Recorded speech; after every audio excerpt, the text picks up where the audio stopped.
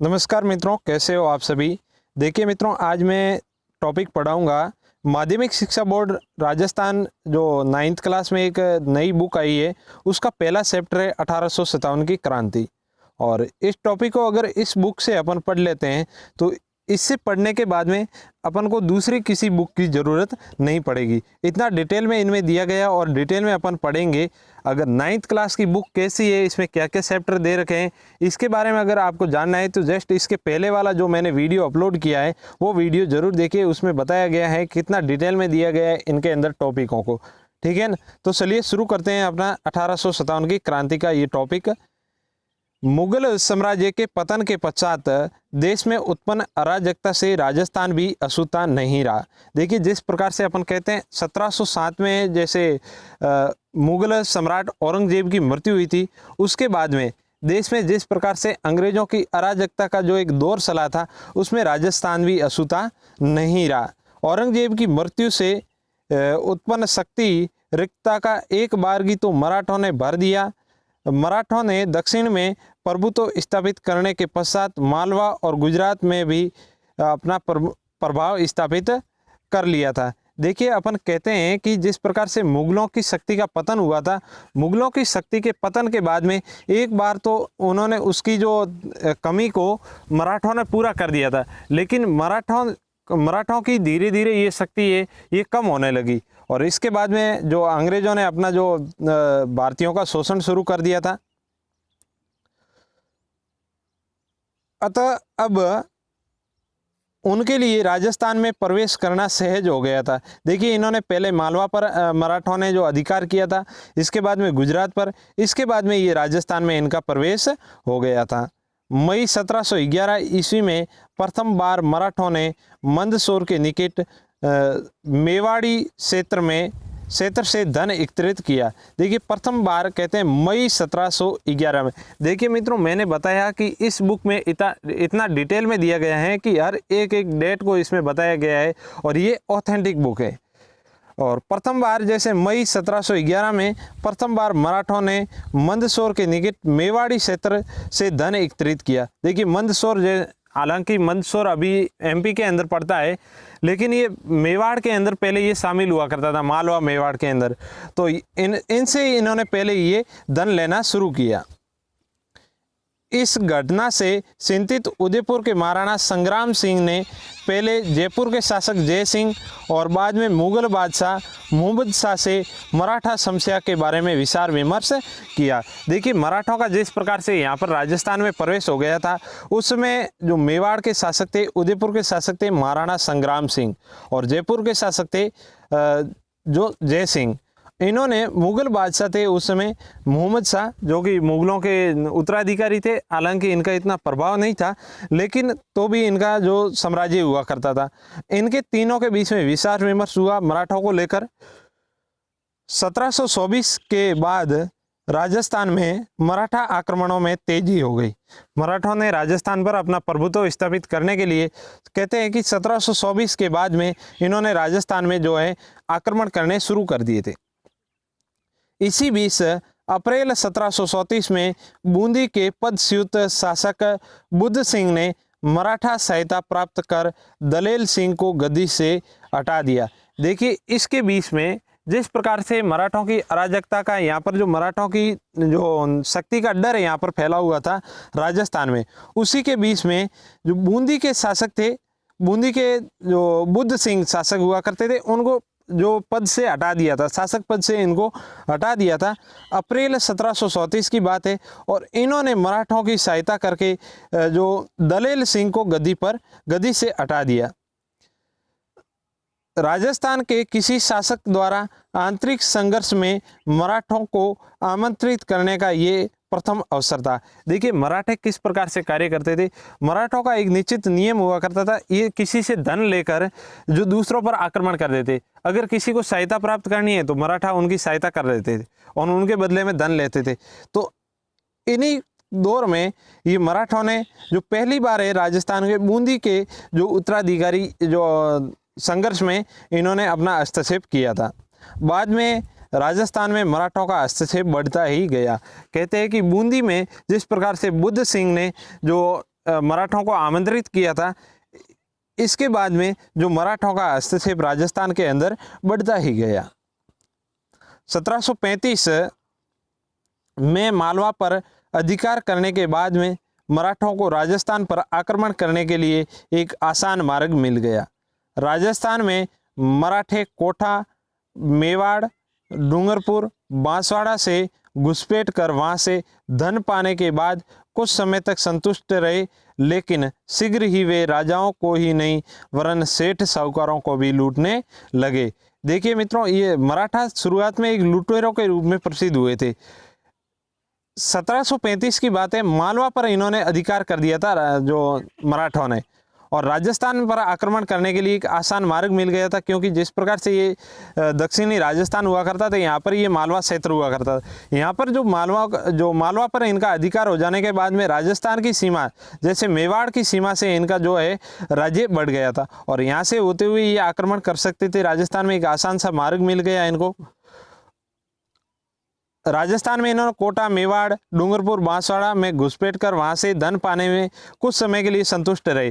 देखिए, यहाँ पर इन्होंने पहले आक्रमण करने शुरू कर दिए थे। जो राजस्थान के दक्षिणी भाग में कोटा है, डूंगरपुर है, बांसवाड़ा है, यहाँ पर इन्होंने पहले तो आक्रमण किए, यहाँ से कई धन लूटा इन्होंने, लेकिन कुछ समय तक ये संतुष्ट रहे।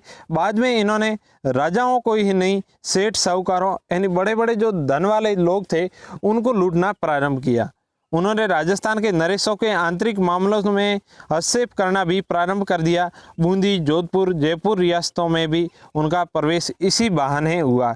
देखिए, यहाँ पर जिस प्रकार से जो मराठों का जो प्रवेश हो चुका था, यहाँ पर यहाँ के शासकों को भी एक सहायता मिल गई थी। जहाँ पर ये उत्तराधिकारी युद्ध चल रहे थे, उत्तराधिकारी युद्ध वालों सामने वालों ने इन्होंने मराठों की सहायता प्राप्त करके जो अपने भाई, जैसे एक मैं उदाहरण दे दूं कि जो जयपुर के शासक हुआ करते थे ईश्वरी सिंह और माधो सिंह, दो भाई थे।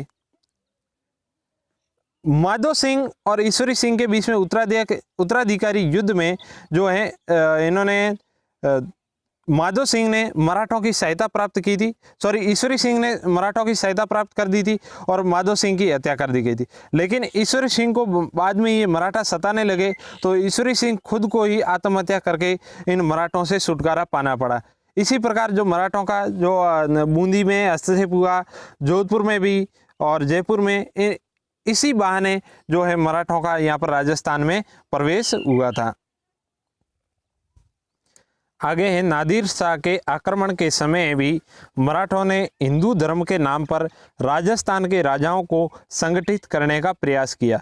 देखिए मित्रों, अपन एक दूसरे तरीके से देखें मराठों को, तो मराठों ने हिंदू धर्म के नाम पर जिस प्रकार से भारत के बाहरी जो आक्रमणकारी आते हैं उनको रोकने का बिल्कुल एकदम सफल प्रयास किया था, लेकिन राजस्थान के या फिर अन्य भारत के जो हिंदू शासक थे उनमें आपसी फूट के कारण कहीं न कहीं मराठों को इनका सहयोग प्राप्त नहीं हुआ।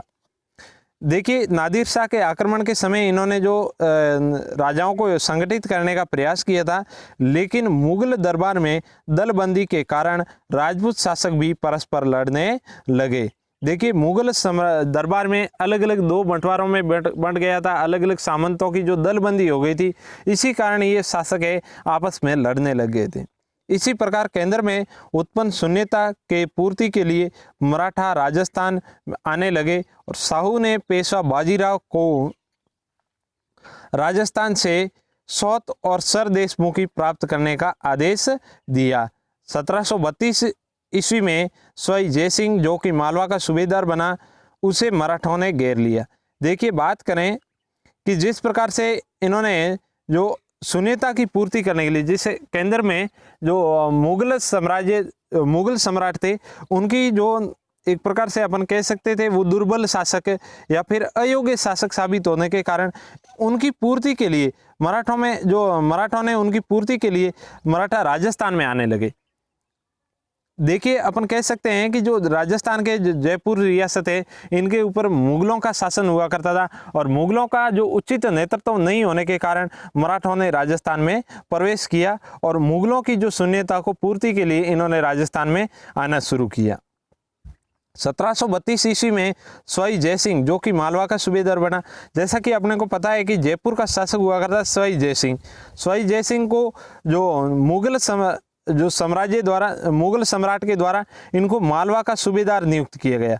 लेकिन यहाँ पर मालवा ये रहते हुए जो है मराठों ने इनको घेर दिया और जो सवाई जयसिंह हैं ये पराजित हो गए थे और इनको 28 परगने वो मराठों को देने पड़ गए थे। सवाई जयसिंह ने पराजय स्वीकार कर ली थी। अब बात आती सौत और सरदेशमुखी, ये क्या थे? सौत और सरदेशमुखी ये दो कर थे, दो प्रकार के टैक्स थे जो मराठों द्वारा वसूल किए जाते थे। सौत कर कौन सा होता था और सरदेशमुखी कर कौन सा? देखिए, सौत कर तो वो हुआ करता था जो मराठों के साम्राज्य से बाहर के किसी शासकों से वसूल किया जाता था, यानी अपने शासन से बाहर से किसी से अगर टैक्स लिया जाता था उसको तो सौत कर कहा जाता था, और अपने साम्राज्य से जो वसूल किया जाता था कर था उसको सरदेशमुखी कर कहा जाता था। अब राजस्थान में बढ़ते मराठा हस्तक्षेप ने जयपुर तथा अन्य राजपूत राजाओं की आंख खोल दी। मराठों से मुक्ति पाने के लिए धन का सहारा लिया। अब देखिए, राजस्थान में मराठों का हस्तक्षेप इस प्रकार से बढ़ गया था कि इन्होंने जो मराठाओं को यहाँ से भगाने के लिए उनको टैक्स या किसी धन की सहायता ली उन्होंने, यानी यहाँ पर किसी प्रकार से पैसे वगैरह देकर मराठाओं को यहाँ से बाहर निकाला जाए। जब धन लेने के बाद भी मराठों ने खाली नहीं किया। देखिए, इन्होंने जो धन लेने के बावजूद भी जो मालवा क्षेत्र को खाली नहीं किया, तो पुनः संगठित प्रयास किए जाने लगे। तो राजस्थान के राजाओं द्वारा अब पुनः एक साथ सभी राजाओं संगठित होने के लिए इन्होंने प्रयास शुरू कर दिए, क्योंकि एक दूसरे के प्रयास से तो ये यहाँ से जो मराठा राजस्थान से जाने वाले नहीं थे। अब धन की बजाय शक्ति का प्रयोग से मराठों को राजस्थान से निकालने का निश्चय किया गया। अब पहले तो इन्होंने धन का प्रयोग करके मराठों को निकालने का प्रयास किया गया, लेकिन मराठा यहाँ से नहीं गए, तो इन्होंने शक्ति का प्रयोग करने से जो है मराठों को राजस्थान से निकालने का निश्चय किया। अतः जुलाई 1734 में जयपुर, जोधपुर, उदयपुर, कोटा, किशनगढ़, बीकानेर, नागौर के शासक मेवाड़ में उरेडा नामक स्थान पर एकत्रित हुए और 17 जुलाई 1734 को एक संधि पत्र पर हस्ताक्षर हुए। देखिए, इन्होंने सभी राजस्थान के सभी बड़ी बड़ी रियासतों के राजाओं ने उरेडा, जो कि भीलवाड़ा में उरेडा नामक स्थान है, वहाँ पर ये संगठित हुए और संगठित होकर इन्होंने एक संधि की थी जिसको अपन उरेडा सम्मेलन कहते हैं। वो हुआ था 17 जुलाई 1734 को, और एक संधि पत्र पर हस्ताक्षर किए गए मराठों को निकालने के लिए सभी एक साथ संगठित होकर रहेंगे इस प्रकार से, जिसके अनुसार राजस्थान के सभी शासकों ने विपत्ति के समय सहयोग देने का वादा किया। देखिए, जिस समय अगर किसी एक शासक के ऊपर मराठों के द्वारा या फिर अन्य किसी शासक के द्वारा अगर आक्रमण होता है तो सभी एक साथ होकर सहयोग करेंगे। वर्षा ऋतु के बाद मराठाओं के विरुद्ध कार्यवाही हेतु रामपुरा में एकत्रित होना तय किया गया। देखिए, जिस समय ये जुलाई में जिस प्रकार से ये वर्षा ऋतु आने ही वाली थी, लेकिन वर्षा ऋतु के बाद में मराठों के विरुद्ध कार्यवाही हेतु 3-4 महीना रुक जाने के बाद में इन्होंने मराठों के विरुद्ध एक जो है रामपुरा में एकत्रित होने का निश्चय किया। किसी राजा के शत्रु की अपने राज्य में आश्रय या शरण न देने की शपथ ली। एक दोबारा से इन्होंने एक और शपथ ली थी कि अगर किसी राजा का शत्रु होगा या फिर जैसे भी मान लो कोई नागौर है, नागौर के राजा का अगर कोई शत्रु है तो जयपुर का राजा उनको शरण नहीं देगा। इस प्रकार से रामपुरा में इस प्रकार की शपथ ली गई। इसको रामपुरा सम्मेलन भी कहते हैं। परंतु इस सम्मेलन के वांछित परिणाम नहीं निकले, क्योंकि रियासती शासकों में आपसी द्वेष था। देखिए, ये तो मराठाओं के विरुद्ध एकत्रित होने की उनकी मजबूरी हो गई थी, लेकिन इस प्रकार की जो ये शपथ लेने के लिए इन्होंने जो है मुखर नहीं हुए थे, क्योंकि इनके जो रियासती शासक थे आपस में एक प्रकार से इनके मध्य द्वेष चलता रहता था। अपने मध्य इनके मध्य एक दूसरे के मध्य जो है मन मुटाव चलता रहता था। प्रतिभा संपन्न और क्रियाशील नेतृत्व का अभाव रहा। प्रतिभा संपन्न और क्रियाशील नेतृत्व का अभाव रहा, क्योंकि जिस प्रकार से अपन कहते हैं कि जिस समय ये उरेडा सम्मेलन हुआ था, उरेडा सम्मेलन की जो है अध्यक्षता करने वाले थे मेवाड़ के संग्राम सिंह। लेकिन सम्राट सिंह की मृत्यु हो जाती है और इनके पुत्र के द्वारा इनका जो रुड़ा सम्मेलन का जो है संचालन किया जाता है मुखिया के रूप में। तो कहते हैं कि क्रियाशील नेतृत्व का अभाव रहा, रियासतों की स्वार्थी नीतियों और कार्य संभवत सम्मेलन की असफलता के लिए उत्तरदायी थे। देखिए, सबके अपनी अपनी जो स्वार्थी जो नीतियां थी, एक दूसरे के अपने प्राप्त करने के लिए जो नीतियां थी, इसी के कारण ही ये जो सम्मेलन है ये सफल नहीं हुए। ये असफलता के जो उत्तरदायी इनके कारण माने जाते हैं। 1735 में मुगल सम्राट और राजपूत शासकों की सेनाओं ने मराठों को खदेड़ने का पुनः असफल प्रयास किया। देखिए, 1735 में जो मुगल सम्राट और राजपूत शासक, 1735 में एक बार मुगल सम्राट की सहायता लेकर इन्होंने मराठों को यहाँ से खदेड़ने का प्रयास किया गया, लेकिन इस बार भी वो क्या रहे, असफल रहे। पेशवा अक्टूबर 1735 में उत्तर भारत की यात्रा पर निकला। जिस प्रकार से जो मराठाओं का जो शासक हुआ करता था उसको पेशवा कहा जाता था। तो 1735 की बात है, 1735 में जो उत्तर भारत की, जिस प्रकार से अपन कहते हैं कि मराठाओं का शासन हुआ करता था दक्षिण भारत में, लेकिन अक्टूबर जो 1735 में जो मराठा पेशवा है वो उत्तर भारत की यात्रा पर निकले। निश्चित तौर पर उनका यही नीति रही होगी कि उत्तर भारत पर उनका अधिकार जमाया जाए।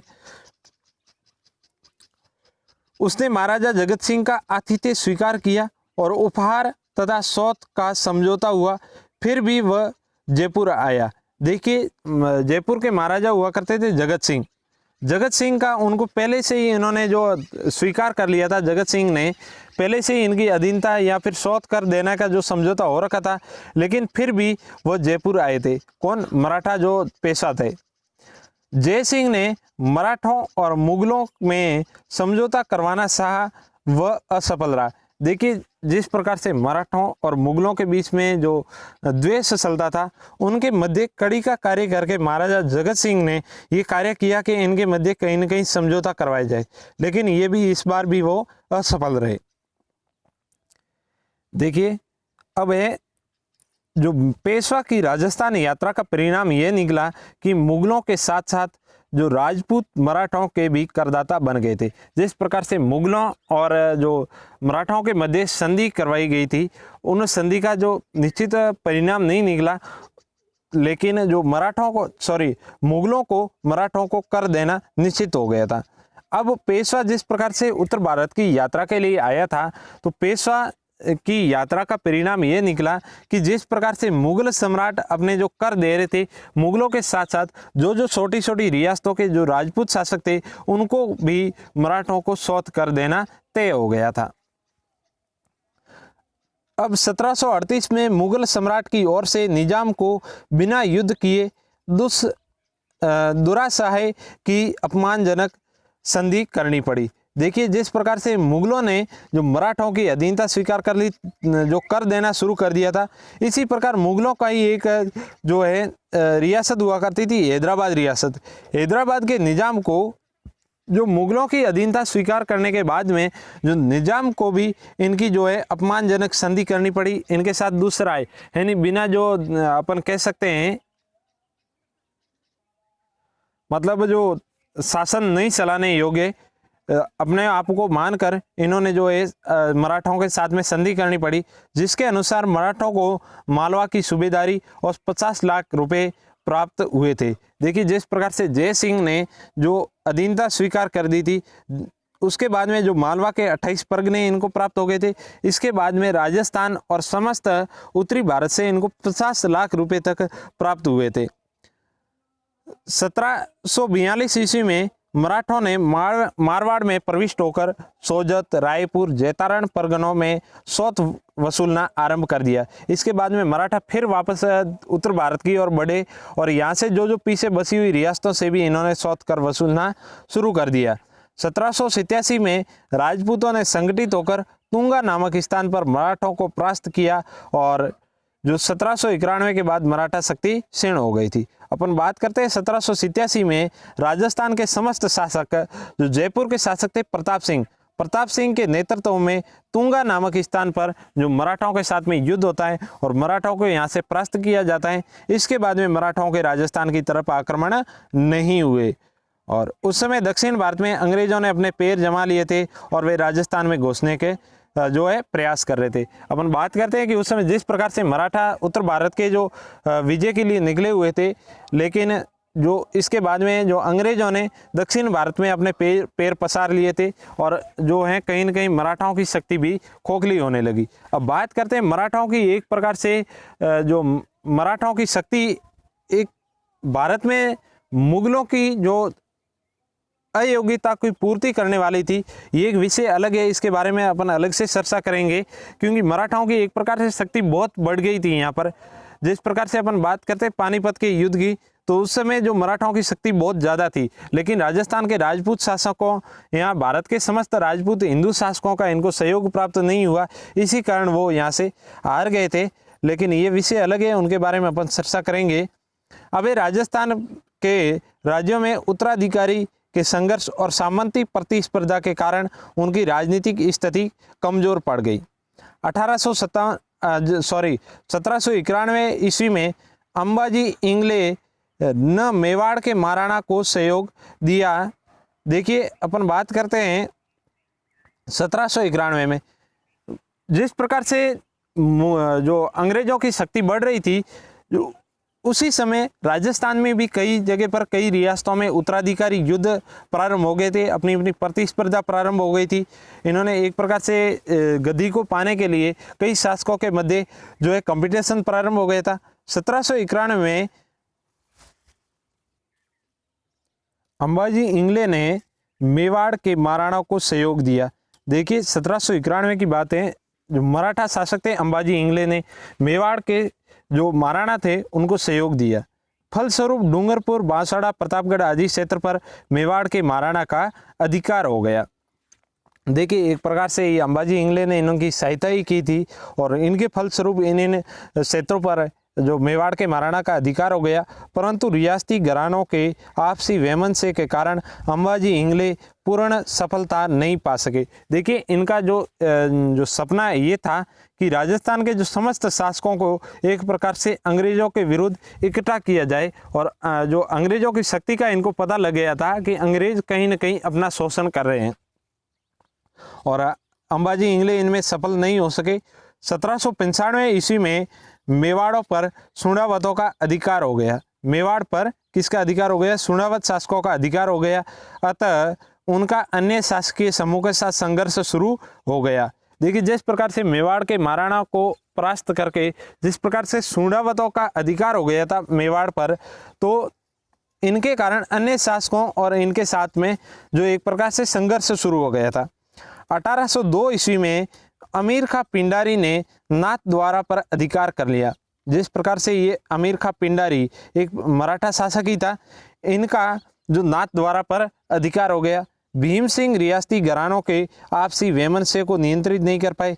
कोटा के शासक थे भीम सिंह के भी आपसी कोटा के जो राजघराने में एक आपसी जो वैमनस्य संघर्ष शुरू हो गया था, उसको भी ये नियंत्रित नहीं कर पाए। अब देखिए ये बात अपन कर रहे हैं, ये हैं राजस्थान के जो शासकों के मध्य, अपनी रियासतों के शासकों के मध्य जिस प्रकार से संघर्ष हुआ है, उसकी पृष्ठभूमि के बारे में अपन पढ़ रहे हैं। 1803 ईस्वी में मेवाड़ के शासक जयपुर नरेश के माध्यम से अंग्रेजों से संधि करने का प्रयास किया। देखिए जिस प्रकार से अंग्रेजों की अपन पहले की जो नीति के बारे में बात करें, तो अंग्रेजों की नीति ये थी कि सीधा सीधा इनका शोषण किया जाए, सीधा इनको अधीन किया जाए, न कि कोई सहायक संधियों के माध्यम से।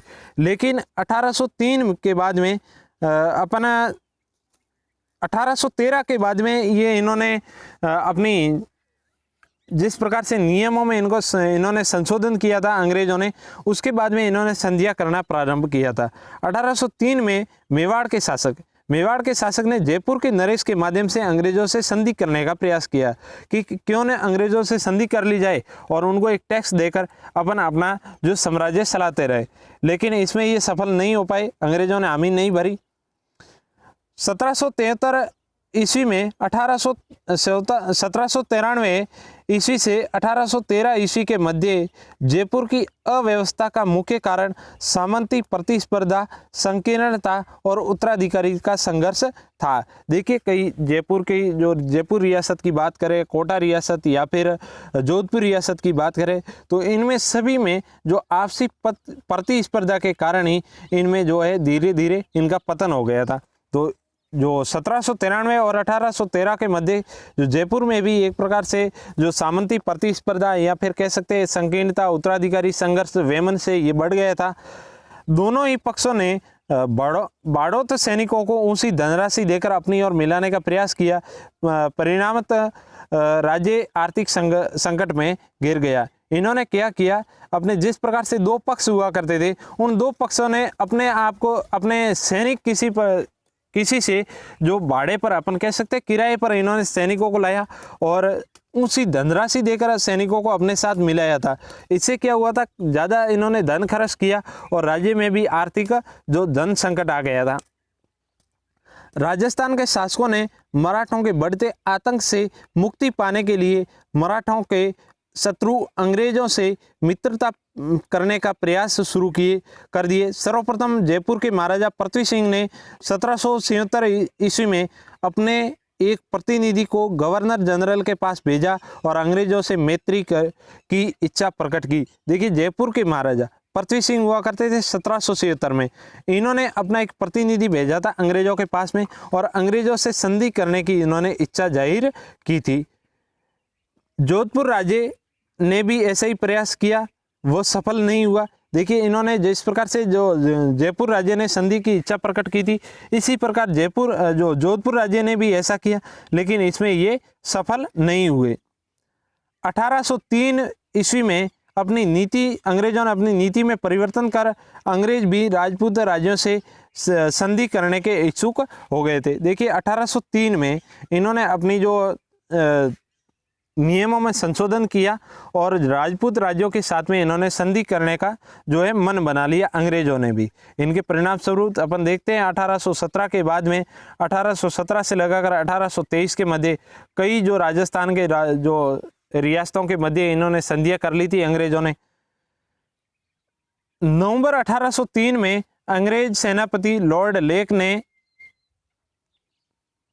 राजस्थान की उत्तरी पूर्वी सीमा पर लासवाड़ी के रण क्षेत्र में सिंधिया को निर्णायक रूप से परास्त कर दिया। देखिए, राजस्थान के लासवाड़ी क्षेत्र में जो लासवाड़ी का एक प्रकार से युद्ध हुआ था छोटा सा अंग्रेज सेनापति के मध्य और सिंधिया, जिस प्रकार से मराठाओं के मध्य, और सिंधिया को निर्णायक रूप से इन्होंने जो है परास्त कर दिया था। क्योंकि यहाँ पर जो राजस्थान की बड़ी बड़ी रियासतें थी, जोधपुर है, जयपुर है, इन रियासतों को अंग्रेजों का सहयोग मिल गया था, अंग्रेजों को इनका सहयोग मिल गया था।